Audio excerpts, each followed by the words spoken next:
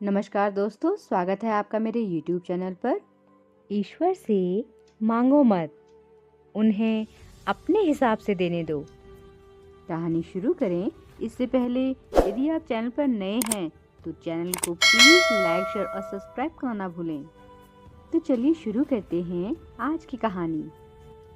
किसी राज्य में एक राजा रहता था। राजा अक्सर गांव-गांव जाकर प्रजा और लोगों की समस्याओं को सुनता था और उनमें सुधार की पूरी कोशिश करता था। उसकी कर्तव्य निष्ठा के चर्चे दूर देशों तक फैले हुए थे। ऐसे ही एक बार राजा किसी गांव में प्रजा की समस्याओं को जानने के लिए भ्रमण पर निकले हुए थे। उसी दौरान राजा के कुर्ते का एक बटन टूट गया। राजा ने तुरंत मंत्री को बुलाया और आदेश दिया कि जाओ इस गांव में से ही किसी अच्छे से दर्जी को बुला लाओ जो मेरे कुर्ते का बटन लगा दे।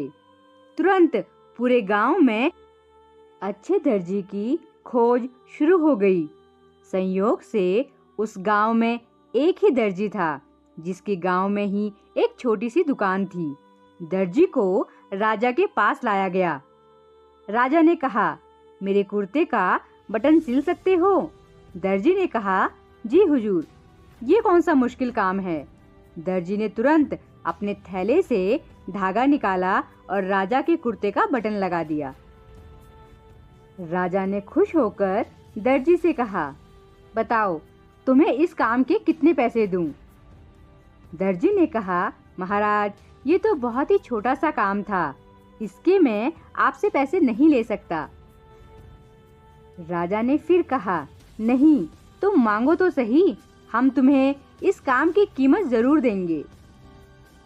दर्जी ने सोचा कि बटन तो राजा के पास था ही, मैंने तो बस धागा लगाया है, मैं राजा से इस काम के 2 रुपए मांग लेता हूँ।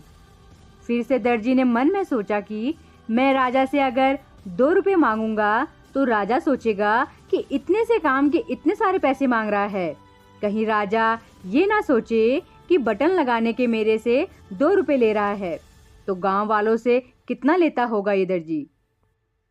यही सोचकर दर्जी ने कहा, महाराज, आप अपनी स्वेच्छा से कुछ भी दे दें। अब राजा को भी अपनी हैसियत के हिसाब से देना था ताकि समाज में उसका रुतबा छोटा ना हो जाए। यही सोचकर राजा ने दर्जी को 2 गांव देने का आदेश दे दिया। अब दर्जी मन ही मन में सोचने लगा कि कहाँ तो मैं 2 रुपए मांगने की सोच रहा था और कहाँ तो राजा ने 2 गांवों का मालिक मुझे बना दिया। दोस्तों, हम लोग भी उस दर्जी के समान अपनी क्षमता से सोचते हैं और भगवान से कुछ ना कुछ अपनी हैसियत से मांगते हैं, लेकिन क्या पता ईश्वर हमको उनकी देने की क्षमता के अनुसार कुछ अच्छा और बड़ा देना चाहते हों।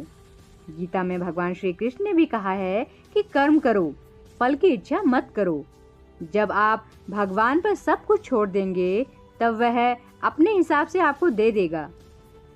कुछ लोग भगवान के लिए सब कुछ छोड़ देते हैं और कुछ लोग भगवान पर सब कुछ छोड़ देते हैं।